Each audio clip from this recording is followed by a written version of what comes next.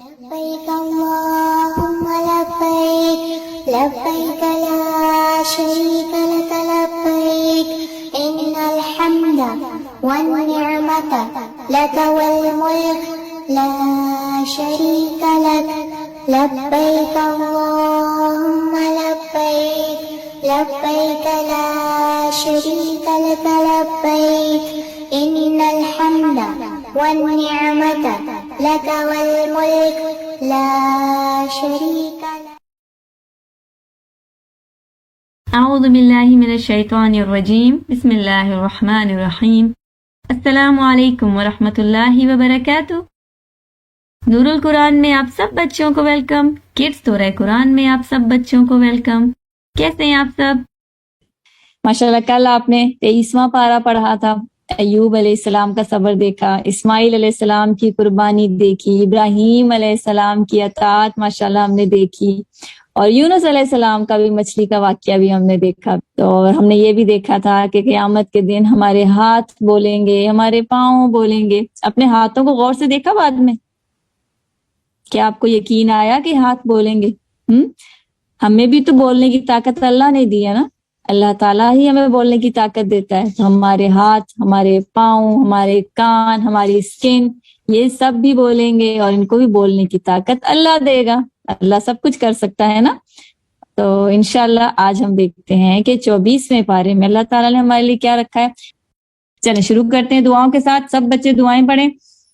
اعوذ باللہ من الشیطان الرجیم بسم اللہ الرحمن الرحیم رب اشرح لی صدری ویسر لی امری واحلل عقدۃ من لسانی یفقہوا قولی. اے میرے رب کھول دے میرا سینہ اور آسان بنا دے میرے لیے میرا کام، اور کھول دے گرہ میری زبان کی تاکہ وہ سمجھے میری بات. ربی زدنی علما. اے میرے رب میرے علم میں اضافہ فرما. اللہم فقہنی فی الدین. اے میرے اللہ مجھے دین میں سمجھ عطا فرما. آمین الہی آمین. پارہ نمبر 24، پارہ 24. اس پارے میں انشاءاللہ ہم 3 سورہ پڑھیں گے: سورۃ الزمر، سورہ غافر اور سورہ فصلت. زمر کا مطلب ہوتا ہے گروہ. سورہ زمر آیت 53-54 سے انشاءاللہ آج کے سیشن کا ہم آغاز کریں گے. اس میں اللہ تعالیٰ فرماتے ہیں: قل یا عبادی الذین اسرفوا علی انفسہم لا تقنطوا من رحمت اللہ. اے لوگو جنہوں نے اپنی جانوں پر زیادتی کی ہے. جان پہ زیادتی مطلب جنہوں نے گناہ کر دیے یا جنہوں نے برائی کر دی، جن سے غلطی ہو گئی ہے. اللہ تعالیٰ انہیں کہہ رہے ہیں جن سے غلطی ہو گئی ہے کہ اللہ کی رحمت سے نا امید نہ ہونا. نا امید کا کیا مطلب ہوتا ہے؟ یعنی یہ مت سوچنا کہ اب غلطی ہو گئی ہے تو اب میں گنہگار ہوں اور اب میں کبھی نیک نہیں بن سکتا یا اللہ مجھے معاف نہیں کرے گا. نا امید نہیں ہونا. نا امید کا مطلب ہے کہ اللہ رحم کرنے والا ہے، یہ سوچیں کہ اللہ تعالیٰ رحم کرے گا، اللہ معاف کرے گا. کبھی بھی یہ نہ سوچیں کہ اللہ معاف نہیں کرے گا. چاہے کتنا بھی بڑا گناہ کیوں نہ ہو جائے، اللہ سے معافی مانگو، اللہ معاف کر دے گا. اللہ تعالیٰ بہت رحم کرنے والا ہے، اور اللہ تعالیٰ کی جو رحمت ہے نا وہ اس کے غصے سے زیادہ ہے. اللہ تعالیٰ تمام گناہوں کو بھی معاف کر سکتا ہے. تو کبھی بھی یہ نہیں سوچنا کہ میں نے بہت غلط کام کر دیا، اب میں نے بہت گناہ کر دیا، اب اللہ معاف نہیں کرے گا. اللہ تعالیٰ ہر چھوٹی بڑی غلطی کو معاف کر دیتا ہے. پیارے بچوں، شیطان کیا چاہتا ہے؟ شیطان چاہتا ہے کہ انسان نا امید ہو جائے اور انسان یہ سوچے کہ اب اللہ معاف نہیں کرے گا، وہ گناہ پہ گناہ کرتا رہے. وہ یہ سوچے کہ میں تو گنہگار ہوں، میں برائیاں کرتا ہوں، اب میں اور برائیاں کرتا رہوں گا کیونکہ واپسی کا تو کوئی راستہ ہی نہیں ہے، اور انسان اللہ سے دور ہو جائے. شیطان چاہتا ہے کہ انسان اللہ سے دور ہو جائے، اکیلا ہو جائے، پریشان ہو جائے. پہلے خود ہی شیطان گناہوں پر اکساتا ہے، یعنی وسوسے ڈال کر انسان سے گناہ کراتا ہے. پھر جب انسان سے گناہ ہو جاتا ہے پھر وہی شیطان انسان کو برا بھلا کہتا ہے، اسے گلٹی کراتا ہے کہ دیکھو تم کتنے برے ہو، تم نے گناہ کر دیا، غلط کام کر دیا. اور پھر جب انسان اپنے گناہ پر پریشان ہو جاتا ہے تو وہ کہتا ہے اب تو اس کی معافی نہیں ہوگی، یعنی اب تو اللہ تمہیں نہیں معاف کرے گا، اللہ تمہیں نہیں چھوڑے گا. یعنی شیطان انسان کو نا امید کر دیتا ہے. شیطان انسان کو رلا کر خوش ہوتا ہے، وہ تالیاں بجاتا ہے، ہنستا ہے۔ یہاں پہ اللہ تعالیٰ کیا کہہ رہے ہیں؟ اللہ تعالیٰ کہتا ہے کبھی بھی یہ نہ بھولو کہ اللہ ہے جو معاف کرے گا، اللہ رب ہے، اللہ رحم کرنے والا ہے، اپنے بندوں پر رحم کرتا ہے۔ پیارے بچوں، ہر انسان کبھی نہ کبھی کوئی غلطی، کوئی گناہ کرتا ہے، برائیاں کر جاتا ہے، لیکن جب کوئی ان سے گناہ ہو جائے، تو خطا ہو جائے، تو وہ اللہ سے معافی مانگے تو اللہ معاف بھی کر دیتا ہے۔ اللہ تعالیٰ کو تو ایک سجدہ کر کے بندہ منا لیتا ہے۔ اللہ تعالیٰ بچوں سے بہت پیار کرتا ہے، بچوں پر رحمت کرتا ہے، کیونکہ اللہ تعالیٰ نرم ہے، نرمی کرتا ہے۔ پیارے بچوں، ہمیشہ یاد رکھیں کہ انسانوں سے غلطیاں ہوتی ہیں، لیکن غلطی کر کے کیا کرنا ہے؟ مایوس نہیں ہونا، ہم نے اللہ سے توبہ کرنی ہے، کیونکہ اللہ نرمی کرنے والا، رحم والا ہے۔ ہمیشہ یاد رکھیں کہ اللہ معاف کرنے والا ہے۔ آج آپ نے ایک کام کرنا ہے، اپنی کسی ایک بری عادت پر آپ نے توبہ کرنی ہے، یا کوئی ایسا کام جو آپ نے کبھی غلط کیا ہو یا کوئی برا کام کیا ہو، اس پر آج آپ نے توبہ کرنی ہے اور اللہ سے وعدہ کرنا ہے کہ آئندہ میں وہ برا کام نہیں کروں گا یا کروں گی۔ مثلا اگر کسی کو جھوٹ بولنے کی عادت ہے تو ہم نے جھوٹ نہیں بولنا، آپ نے توبہ کرنی ہے کہ آئندہ جھوٹ نہیں بولنا۔ اگر کبھی آپ نے اپنے والدین کی بات نہیں مانی یا انہیں ناراض کیا یا آگے سے آپ نے غصہ کیا، تو آج آپ نے توبہ کرنی ہے کہ آئندہ آپ نے والدین کو ناراض نہیں کرنا، ان سے غصے سے بات نہیں کرنی۔ اور توبہ کرنے سے کیا ہوگا؟ اللہ تعالیٰ آپ کو معاف کر دے گا، اور اللہ تعالیٰ آپ سے خوش ہو کر آپ کو خود بھی خوشی ملے گی، آپ خود بھی سکون میں آ جائیں گے۔ کریں گے نہیں ایکٹیویٹی؟ انشاءاللہ کل ہم اس ایکٹیویٹی پہ بات کریں گے۔ آپ سب نے آج ایک عادت پر توبہ کرنی ہے۔ اس کے بعد سورہ زمر کی آیت نمبر 71 ہے، یہاں پر جہنم اور جنت کا ذکر ہے۔ وَسِيقَ الَّذِينَ كَفَرُوا إِلَى جَهَنَّمَ زُمَرًا وَسِيقَ الَّذِينَ اتَّقَوْا رَبَّهُمْ إِلَى الْجَنَّةِ زُمَرًا، یعنی قیامت کے دن کافروں کو جہنم میں اور مومنوں کو، متقیوں کو جنت میں گروہ کی صورت میں لے کے جایا جائے گا۔ یہ بہت خاص مقام ہے قرآن کا، یہاں پر جنت اور دوزخ کی تصویر دکھائی گئی ہے۔ ابھی آپ امیجنیشن کی دنیا میں چلے جائیں، آپ امیجن کریں آپ کے سامنے سین چل رہا ہے کہ جب لوگ جنت میں جا رہے ہوں گے اور کچھ لوگ جو کافر ہیں وہ جہنم میں جا رہے ہوں گے، یعنی جب حساب کتاب ہو جائے گا، فیصلہ سنا دیا جائے گا، تو فیصلے کے بعد جو سزا جن کو ملنی ہے اور جن کو انعام ملنا ہے وہ اپنی اپنی جگہ پر جا رہے ہوں گے۔ امیجن کریں اب وہ سین کیسا ہوگا، ہر طرف انسان ہی انسان ہوں گے اور ہر طرف افراتفری ہوگی، اپنی اپنی نفسا نفسی پڑی ہوگی۔ اللہ تعالیٰ فرماتا ہے کہ اس دن کافروں کے گروپس دوزخ کی طرف لے جائے جا رہے ہوں گے، یعنی اس دن جتنے بھی گنہگار ہوں گے نا، وہ سب ایک گروپ کی صورت میں جائیں گے، سب اپنے اپنے لیڈرز، اپنے اپنے قوم کے ساتھ ہوں گے۔ جیسے فرعون تھا، فرعون اپنے لوگوں کے ساتھ، اپنی قوم کے ساتھ ہوگا۔ اسی طرح جو عاد کی قوم تھی اور جو سمود کی قوم تھی، وہ سب اپنی اپنی قوم کے ساتھ، اپنے اپنے لیڈر کے ساتھ گروپس کی صورت میں الگ الگ ہوں گے، اور سب اپنے اپنے گروپس کے ساتھ ہی دوزخ لے جائے جا رہے ہوں گے۔ یعنی ایک گروہ جائے گا، فرعون کا گروپ ہے، پھر نمرود کا گروپ ہے، پھر قوم عاد ہے، قوم سمود ہے، ایک گروہ کے پیچھے دوسرا گروپ، پھر تیسرا گروپ، سب گروپس کی صورت میں جائیں گے اور انہیں جانوروں کی طرح دوزخ میں، جہنم میں دھکیل کے لے جایا جا رہا ہوگا، یعنی سختی کے ساتھ، ڈانٹ کے ساتھ۔ اور جب وہ دوزخ کے پاس پہنچیں گے تو دوزخ کے سارے دروازے جلدی سے کھول دیے جائیں گے تاکہ جلدی سزا ملے ان کو۔ اور دوزخ کے کتنے دروازے ہیں؟ ہم نے پہلے پڑھا تھا کہ دوزخ کے 7 دروازے ہیں۔ جیسے جیل کا معاملہ ہوتا ہے نا، اگر کبھی آپ نے کوئی ویڈیو دیکھی ہو تو جب قیدی جیل کے پاس پہنچ جاتا ہے نا تو جیل کے دروازے کھلتے ہیں، پہلے وہ دروازے بند ہوتے ہیں، لیکن جیسے ہی وہ جیل کے پاس قیدی پہنچتا ہے تو جیل کے دروازے کھول دیے جاتے ہیں۔ اسی طرح کافروں کے لیے بھی دوزخ کے دروازے کھولے جائیں گے اور وہ پھر ہمیشہ وہیں رہیں گے۔ پھر جو جنت والے ہیں وہ جنت کی طرف لے جائے جا رہے ہوں گے، وہ بھی گروپس کے صورت میں ہوں گے، جماعت یعنی گروہ میں ہوں گے، ان کے بھی ڈفرینٹ لیولز ہوں گے، مختلف لیولز ہوں گے۔ جیسے سب سے پہلے انبیاء کا گروپ جائے گا، جتنے بھی انبیاء ہیں، پھر صدیقین کا گروپ جائے گا، پھر جو شہید ہیں وہ جائیں گے۔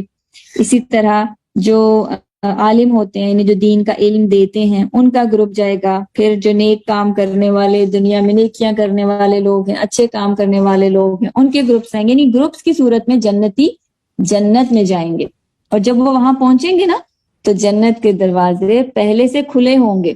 دوزخ کے دروازے تو بند تھے، جب قیدی پہنچے تو کھلے، لیکن جنتیوں کے لیے دروازے پہلے سے کھلے ہوں گے. یعنی جنت ویلکم کر رہی ہوگی. اور جنت کے کتنے دروازے ہیں؟ جنت کے 8 دروازے ہیں، دوزخ کے 7 اور جنت کے 8. اور سب سے ہائیسٹ لیول جنت کا کون سا ہے؟ جو بہترین جنت ہے وہ کون سی ہے؟ وہ جنت الفردوس ہے. اور جنتی کے چہرے روشن ہوں گے، وہ خوش ہوں گے، انہیں جنتیوں پر سلام پیش کیا جائے گا، جنت شکر گزار ہوں گے اور کہیں گے الحمدللہ، اللہ نے اپنا وعدہ سچ کر دیا، اللہ نے اپنا وعدہ پورا کر دیا. اور جو دنیا میں ہم نے نیکیاں کی تھی اور اللہ کی بات مانی تھی اور ہم نے ہر برائی کو چھوڑا تھا اور ہم نے گناہ نہیں کیے تھے، اب اللہ تعالیٰ نے ہمیں اس کے بدلے میں جنت دے دی. اور پھر جنت میں تو بہت سارے گفٹس ہوں گے، جسے کہتے ہیں نا اینڈ لیس گفٹ، یعنی کوئی اینڈ نہیں ہوگا، کبھی نہ ختم ہونے والے گفٹس ہوں گے. وہاں کوئی گند نہیں ہوگا، کوئی کچرا، کوئی تھوک نہیں ہوگا، کوئی بیماری نہیں ہوگی. اور جنتی جو مرضی چاہیں وہ کھائیں گے، جو چاکلیٹ وہ کھانا چاہتے ہیں، جو کینڈی وہ کھانا چاہتے ہیں، جو ڈرنک وہ پینا چاہتے ہیں، جو بچوں کو جو بھی چیز اچھی لگتی ہے وہ جنت میں ملے گی. وہاں جھولے ہوں گے، پارک ہوگا، گرینری ہوگی، کوئی اسکول کا کام نہیں ہوگا، کوئی ہوم ورک نہیں ہوگا، صرف فن ہوگا. اور سب وہاں پر خوش ہوں گے. اور جو بھی گیم کھلونے آپ کو اچھے لگتے ہیں وہ سب وہاں پر ملیں گے. اور جو جنت کا پانی ہوتا ہے نا، وہ ایک دفعہ پانی پی لیں گے تو پھر دوبارہ کبھی پیاس نہیں لگے گی. اور یہ چیزیں ہمیشہ ہمیشہ کے لیے ہوں گی. یہ دنیا تو ختم ہونے والی ہے نا، ٹیسٹ ہے، امتحان ہے، لیکن جنت کبھی ختم نہیں ہوگی. وہاں پر سب ایک دوسرے سے خوش ہوں گے، کوئی کسی کو تنگ نہیں کرے گا، کسی کے دل میں کسی کے لیے کوئی برائی نہیں ہوگی. یعنی ہر طرف خوشی ہوگی، کوئی جیلس نہیں ہوگا، کوئی اداس نہیں ہوگا، کوئی ڈانٹے گا نہیں، کوئی غصہ نہیں کرے گا. سبحان اللہ. کون کون جانا چاہتا ہے جنت میں؟ ماشاءاللہ جنت میں سب جانا چاہتے ہیں نا. جنت کی خواہش تو ہر ایک کے دل میں ہوتی ہے، سب دعا کرتے ہیں کہ وہ جنت میں جائیں. سب جانا چاہتے ہیں نا جنت میں. لیکن بچوں، جنت میں جائے گا کون؟ جو دنیا میں ٹیسٹ میں پاس ہوگا، جو دنیا میں اللہ کی بات مانے گا. یعنی ابھی آج جام ہے نا، ابھی ہم اس دنیا میں ہیں نا، ابھی وقت ہے ہمارے پاس، ہم نے اللہ کے حکموں کو ماننا ہے. اگر ہم جنت میں جانا چاہتے ہیں تو دنیا میں کام کرنا ہے. پھر جنت میں جا کر ہم فن کریں گے اور گیمز کھیلیں گے. اور دنیا میں کون سے کام کرنے ہیں؟ نیکیاں کرنی ہیں، برائیاں نہیں کرنی. اور مسلمان بچوں کو چاہیے کہ قرآن میں اللہ نے جو جو ہمیں کام کہے ہیں نا کرنے کے لیے، وہ کام ہم نے کرنے ہیں. اور جن سے ہم نے روکا ہے ان سے ہم نے رکنا ہے. کبھی بھی کوئی بھی نیکی کا کام ہو، کوئی بھی اچھا کام ہو، اس کو چھوڑنا نہیں ہے. ہم نے ماشاءاللہ ابھی 24 پارے پڑھ لیے، ہر پارے میں کوئی نہ کوئی نیکی کی کام ہم سیکھتے ہیں، اللہ کے حکموں کو سنتے ہیں، اور اس میں برائیاں بھی دیکھتے ہیں جس میں اللہ بتاتا ہے کہ یہ کام کرنا ہے، یہ کام نہیں کرنا. تو اب ہم نے کیا کرنا ہے؟ ان پر عمل کرنا ہے. اور کسی بھی نیکی کو چھوٹی نیکی سمجھ کر نہیں چھوڑنا، کیونکہ اس دن ہر نیکی کاؤنٹ ہوگی. اور کوئی بھی بری بات، کوئی بھی برا کام ہم نے چھوٹا سمجھ کر نہیں کرنا ہے کہ چھوٹی سی برائی یہ کر لیں، نہیں، کیونکہ اس دن کوئی بھی برائی، کوئی بھی گناہ دوزخ لے کر جا سکتے ہیں. اللہ تعالیٰ یہاں پر ہمیں جنت اور دوزخ کے بارے میں کیوں بتاتے ہیں؟ تاکہ ہمیں جنت کی امید بھی ہو اور ساتھ دوزخ کا ڈر بھی ہو. یہ ڈر ہوگا تو ہم برائی نہیں کریں گے نا. تبھی اللہ تعالیٰ نے قرآن میں ہمیں جنت کا بھی بتایا ہے اور دوزخ کا بھی بتایا ہے، تاکہ ہم دنیا میں اچھے اچھے کام کریں، کوئی برائی نہ کریں، جھوٹ نہ بولیں، والدین کی بات مانیں، غصہ نہ کریں، ادب سے بات کریں، بہن بھائیوں سے نرمی کریں، چھوٹوں کو ڈانٹنا نہیں ہے. اور نماز کیسے پڑھنی ہے؟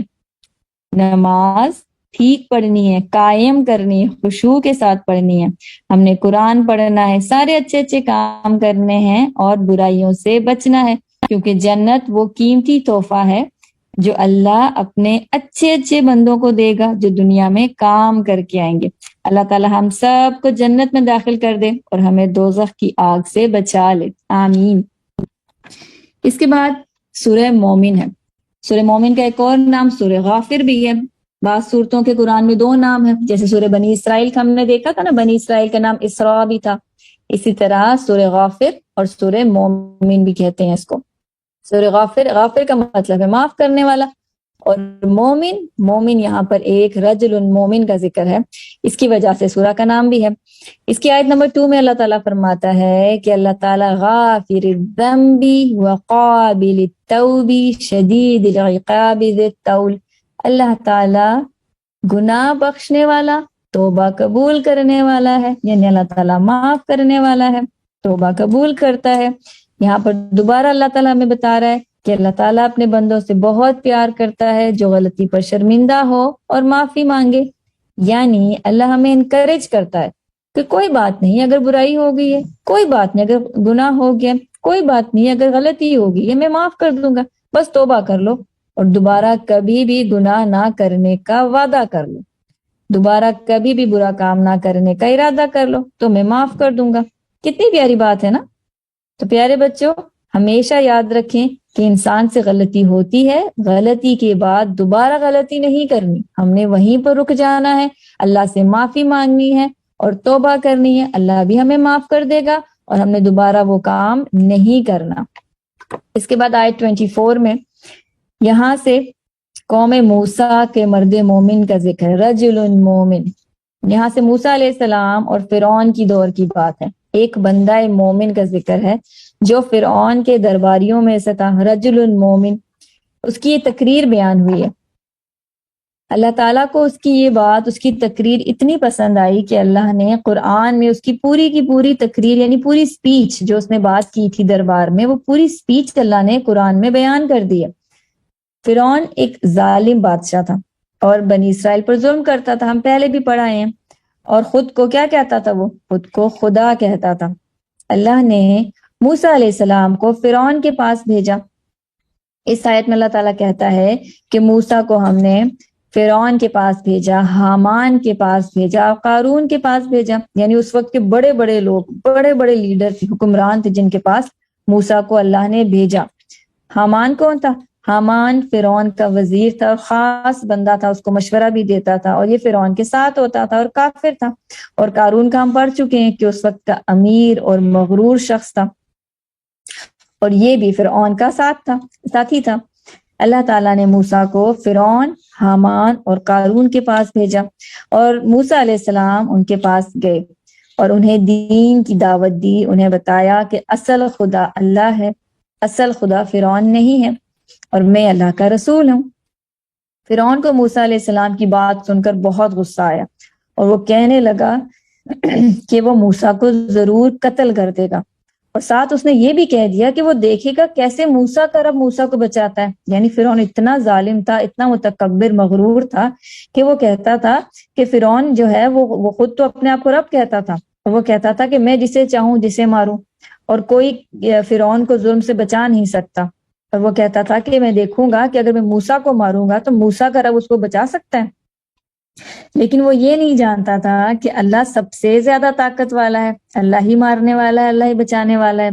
جب موسیٰ علیہ السلام کو خبر ہوئی کہ فرعون نے موسیٰ کو قتل کرنے کا ارادہ کیا ہے اور فرعون کے محل میں موسیٰ کے قتل کی باتیں ہو رہی ہیں اور موسیٰ کو، اس کے دین کو ختم کرنے کی پلاننگ ہو رہی ہے، تو موسیٰ علیہ السلام نے فرعون کے ظلم سے بچنے کے لیے دعا کی.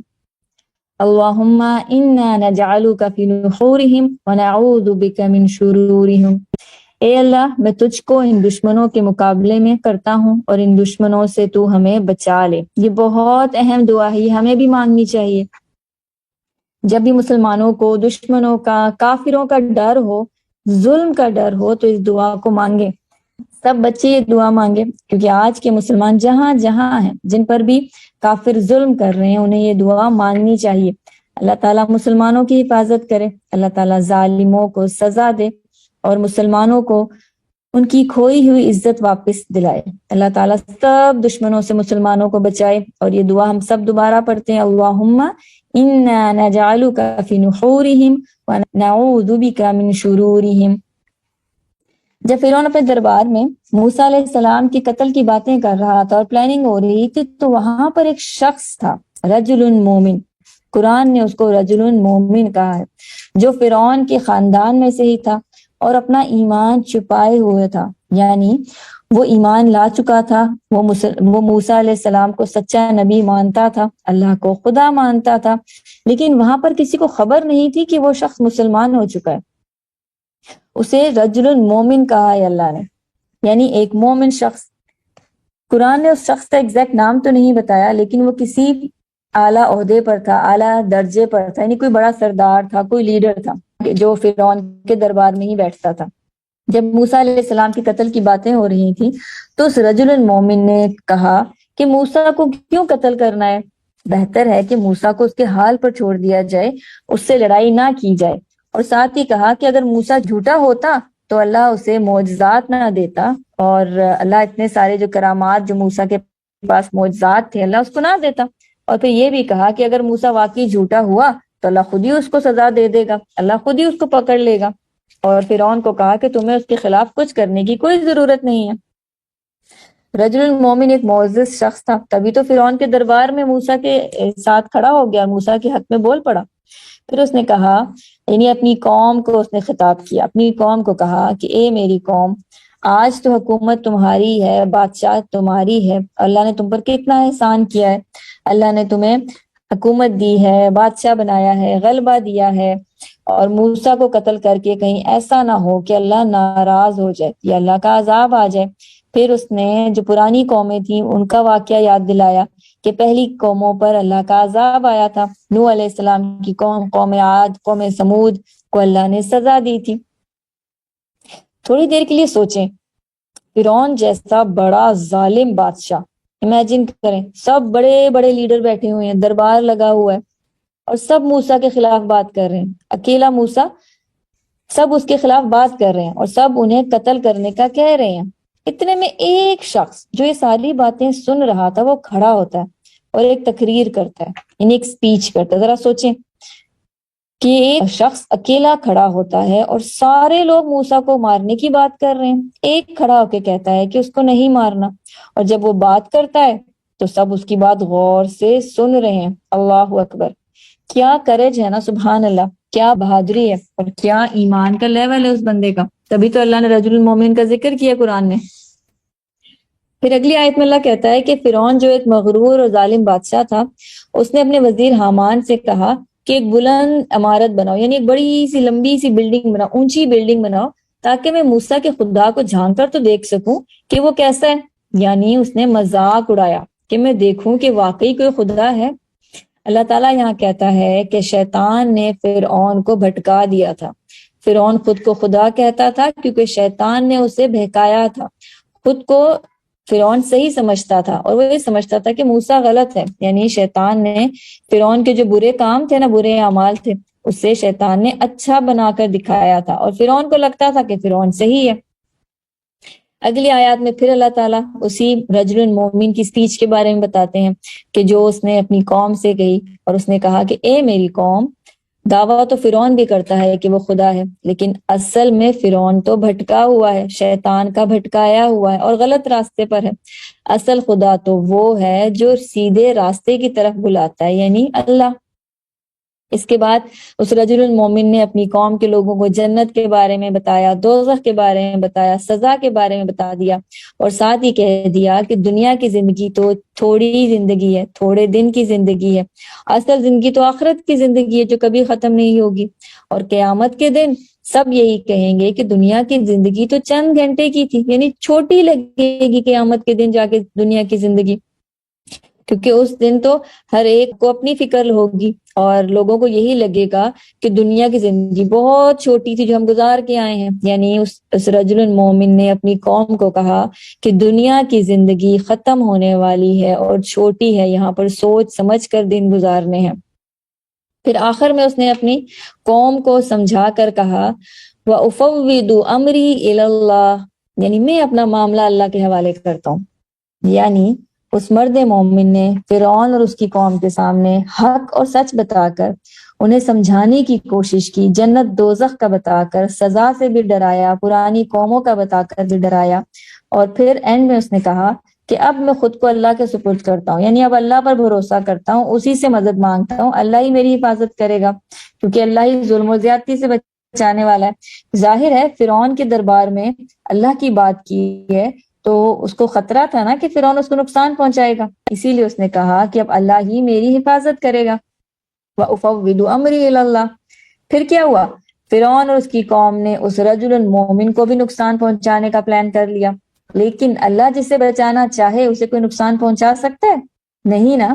تو فرعون اور اس کے ساتھیوں کو اللہ نے پانی میں غرق کر دیا، یعنی سزا دے دی۔ وہ واقعہ یاد کریں جو ہم نے پیچھے پڑھا تھا پچھلے پاروں میں، کیسے فرعون موسیٰ کا پیچھا کرتے ہوئے پانی کے پاس آ گیا اور کس طرح پانی میں فرعون ڈوبنے لگا اور موت کا فرشتہ بھی آ گیا اور فرعون اس کو دیکھ کر معافی مانگنے لگا، لیکن اللہ نے اس کی توبہ قبول نہیں کی اور فرعون اپنے ساتھیوں سمیت پانی میں ہی ڈوب گیا۔ اللہ تعالیٰ نے ظالم فرعون کو سزا دے دی اور مرد مومن جو رجل مومن تھا اس کو اور موسیٰ علیہ السلام کو بچا لیا۔ رجل المومن کے اس کردار سے ہم کیا سیکھتے ہیں؟ یعنی ان تمام آیات سے ہم کیا سیکھ رہے ہیں کہ سچا ایمان بولتا ہے، جو سچے ہوتے ہیں نا اللہ تعالیٰ انہیں ہمت دیتا ہے، وہ بہادر ہوتے ہیں۔ کیا ہم بہادر ہیں؟ اس شخص نے اپنی جان داؤ پر لگائی اور موسیٰ علیہ السلام کا ساتھ دیا۔ کیونکہ اس کی نظریں اللہ پر تھی، وہ برائی کو دیکھ کر چپ نہیں رہ سکا۔ جو سچا مومن ہوتا ہے نا وہ موقع سے فائدہ اٹھاتا ہے، وہ کسی سے ڈرتا نہیں ہے، صحیح موقع پر دوسروں کو صحیح بات بتا دیتا ہے۔ جیسے رجل المومن فرعون سے نہیں ڈرا کیونکہ وہ جانتا تھا کہ اگر اللہ نہ چاہے تو فرعون تو کچھ بھی نہیں کر سکتا۔ پھر ہم نے یہ دیکھا کہ اللہ تعالیٰ نے کہا کہ شیطان نے فرعون کو بھٹکایا ہوا تھا، یعنی شیطان نے فرعون کے جو برے کام تھے نا انہیں اچھا بنا کر دکھایا تھا اور فرعون کو کہا تھا کہ تم ہی خدا ہو اور کہتا تھا کہ تم ٹھیک کر رہے ہو، حالانکہ فرعون غلط تھا۔ یعنی ہر برائی کے پیچھے شیطان ہوتا ہے۔ پھر اینڈ میں ہم نے دیکھا تھا کہ جو مرد مومن ہے اس نے کیا کہا؟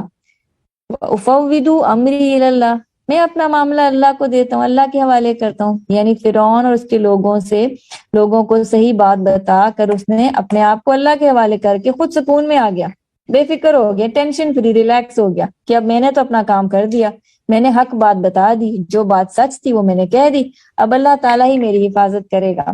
یعنی وہ صرف اللہ سے ڈرتا تھا، فرعون سے نہیں ڈرتا تھا۔ پیارے بچوں، اگر ہمارے سامنے کبھی کوئی غلط کام کر رہا ہو یا کسی سے زیادتی کر رہا ہو یا برائی کر رہا ہو یا کوئی غلط بات کر رہا ہو یا مذاق اڑا رہا ہو، جیسے دین کا مذاق، اذان کا مذاق، تو ہم کیا کرتے ہیں؟ یا ہمارے سامنے اگر آپ کا کوئی دوست آپ کسی دوسرے دوست کی کوئی برائی کرے یا غیبت بتائے یا کسی کوئی راز بتائے تو کیا کرتے ہیں؟ ہم روکتے ہیں، ہم منع کرتے ہیں، ہم اللہ سے ڈراتے ہیں اللہ سے اس کو۔ ہم نے غلط کاموں کو روکنا ہے، اپنے دوست کو سمجھانا ہے، اپنے دوست کو یاد کرانا ہے، ریمائنڈ کرانا ہے کہ ہم مسلمان ہیں، دوسروں کی غیبت نہیں کرتے، ہم کسی کی ٹوہ میں نہیں لگتے، ہم تجسس نہیں کرتے، کسی کی برائی نہیں کرتے۔ ہم نے اپنے دوستوں کو ریمائنڈ کرنا ہے۔